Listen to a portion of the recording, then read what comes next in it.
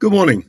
I thought I'd just very quickly do a piece about the interview with Yvette Cooper by Laura Kuenssberg. And it was one of the most aggressive things that I think I've seen Laura Kuenssberg do. And I was really quite shocked by it. She had Yvette Cooper, Victoria Atkins, and Adrian Ramsey, the Green leader, on her programme this morning. Not a very starry lineup, frankly. With Shami Chakrabarti, who talked a little bit about Diane Abbott and Would She Stand Again? And Shami Chakrabarti, this is important because of the way the Yvette Cooper interview finished. Shami Chakrabarti said that it really needs to be Diane Abbott's decision, and that she hopes there was that after all the unauthorized briefings by the boys in suits, and how impressed she was by some conservative commentators, particularly Baroness Varsi, that she mentioned the bullying, which I think is an important point, and that she was assured that the briefings which went on against Diane Abbott over the week were not authorised by Keir Starmer and were part of the Westminster bubble. And it's part of the bigger picture, she said, of a party that is looking for ultra loyalty and instead a serious party of leadership is a party with a breadth of thinking in the senior team. And this is something that Daisy Cooper praised in her own party, in the Lib Dems, as being internal democracy, which is an interesting and a clever use of language. Now, when it came to Yvette Cooper, the programme started with a question about migration, and Keir Starmer saying, "Read my lips, I will cut migration." That's net migration, which has trebled since the last election, especially work migration, with work visas doubling over the last 12 months. And Yvette Cooper identified issues driving overseas recruitment and skills shortages that then link with the need for immigration in key sectors. She then said she's not setting a target. Targets, she says, can easily be discredited, can easily land a government in trouble, as we've seen again and again and again in the Conservative thing. But it was, of course, the Labour Party which set targets under Tony Blair and got into a lot of trouble. And Laura Kuenssberg was not prepared to accept that. She says, what about a goal of proportion? It's still a target, Laura. The normal level should be 200,000 migrants, and this has gone up. Yvette Cooper tried talking about engineering visas that have doubled while apprentices have halved. So Laura Kuenssberg says, so what is the significant change? She keeps pushing on about the targets. It's meaningless not to put. It's meaningless to put a vague number on it, isn't it? We're talking about a sensible approach, but she wouldn't stop. It was all this thing about targets. You could say it in many different ways, but in the end, Laura Kuenssberg was interrupting and pushing on this target thing, and yet Yvette Cooper had made it very clear she wasn't going to put forward targets. I don't think the plan which Yvette Cooper has got is a very solid plan, but I think that the Laura Kuenssberg interview was unnecessarily rude and unnecessarily unpleasant. And I've not seen Laura Kuenssberg do that with a Conservative candidate. This is a bias coming out in the BBC, which thinks it's unbiased. I very much doubt there'll be any BBC complaints about this interview. This would be considered under BBC language to be robust. It was rude. And you know, Yvette Cooper, I had a bit of a bee in her bonnet about engineering and about health, about construction and bits and pieces. Essentially, she's got 5 areas that she wants to target. And she wants to target them by improving recruitment in the UK, in the indigenous workforce, and dampening down on recruitment from abroad.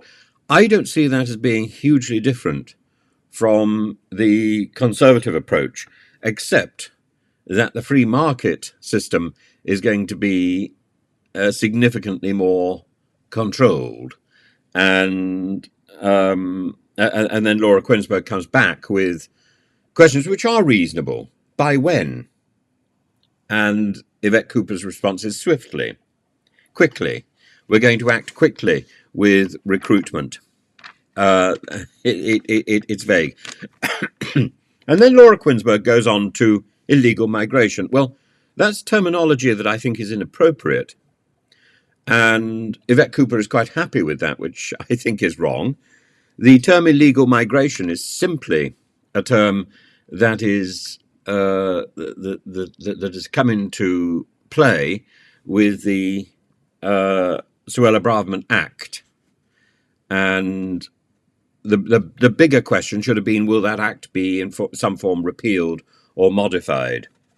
So illegal migration, if we're going to accept that illegal migration exists, will migrants who come over from France or from elsewhere by illegal routes, will they be able to claim asylum? Question. That is the fundamental question that Laura Kuenssberg should have been asking of Yvette Cooper, not all this other rubbish. Are you going to offshore? Offshoring is not a problem, as Yvette Cooper was quite happy to point out. Offshoring is done, or was done, under the Dublin Protocols, under the Dublin Agreement, Dublin III. It was possible to send people back to France to be processed. It was possible to send people to other countries to be processed. And not only to be processed, but to be kept there. Offshoring is not a problem, and it's not against the rules of the EU or of the 1951 Refugee Convention. The problem is about avoiding one's duty to accept refugees, and that needs to be addressed. We need to find out whether or not the Labour Party will repeal the legislation which makes it impossible for people who have come by an illegal route to the UK to claim asylum and therefore legitimise themselves. That is the fundamental question. That wasn't asked because Laura Kuenssberg isn't capable of doing this sort of interview. I find it utterly frustrating. She should be switched off and replaced. And then having got nowhere with that, she then moved immediately on to online safety, Martin's Law, and so on. Will Yvette Cooper agree to carry that forward? The answer is yes, but it's already been. We already know that the answer is yes. That a lot of this stuff, which is already going through, the Labour Party has already confirmed that it's going to push that through. It's going to carry that on. And then there was a bit about Diane Abbott and about how important Diane has been, exposing problems, leading the way, particularly with things like Windrush and diversity. And has she been offered a peerage? Oh, for goodness sake! For goodness sake, there are more important questions, and we didn't hear them. And that means that Laura Kuenssberg is simply not doing her job. She is a fundamentally second-rate interviewer, and simply frowning a lot doesn't mean that you are serious. I think it would profit the BBC and Laura Kuenssberg to go back and start watching some serious interviews by people like Andrew Marr, and learning from them, because this is a travesty of Sunday morning serious political programming. This is not this is not the job. It's not the job, and it's hostile and unpleasant and biased and one-sided. And the BBC is so up itself about bias, but when it comes to real bias, it isn't identified.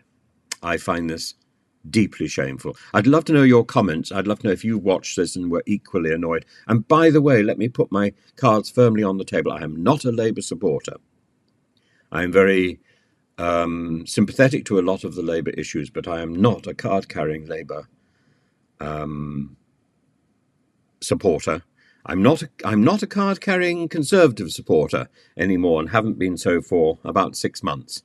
And even before that time, I was extremely doubtful about the Conservative Party, and I did not vote. Just to make the record very clear, I did not vote for the Conservatives in the 2019 election because I was not prepared to vote for a slogan, "Get Brexit Done." I don't believe in Brexit, and I certainly don't believe that the Brexit that was negotiated and the Brexit that was completed was of any positive substance at all. And to demonstrate that, Lord Frost, who was behind that negotiation, thought that he could stand as an MP in the House of Commons. He can't. How on earth he even thought that was a possibility? He hasn't looked at the legislation surrounding the renunciation of peerages. It isn't possible for a life peer to renounce their peerage. The peerage can be annulled by the king. It is possible under the 1917 Act to have a peerage deprived, to be deprived of the title. But the legislation of 2014 about the reform of the House of Lords simply talks about Lords resigning their right to sit in the House. It doesn't talk about their resigning their peerages. The 1963 law does talk about the way hereditary peers, providing they put forward a claim in the right form and in a timely manner within 12 months of inheriting their peerage, it does allow for that peerage to be renounced, but that's the hereditary peerage, not the life peerage. Lord Frost is a pillock, and he was the person in charge of getting Brexit done. I could never vote for that.